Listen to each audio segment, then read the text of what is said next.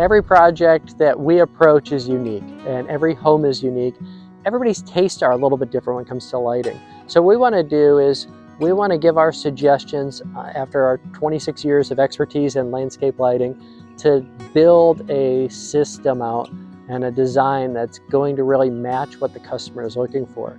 The other thing that's really important is the actual products. We decided to start manufacturing our own products about 13 years ago because we didn't like the quality of the products. When I came out here, he had about 14 lights.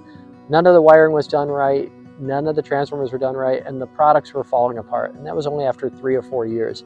So investing in a system that's properly designed with products that are designed to last, that showcase the house better, and that will showcase the house for decades, it is what we take so much pride in Dayloom. Is really, we want a couple beautiful designs with longevity and really durable products, and that's what you see on this project.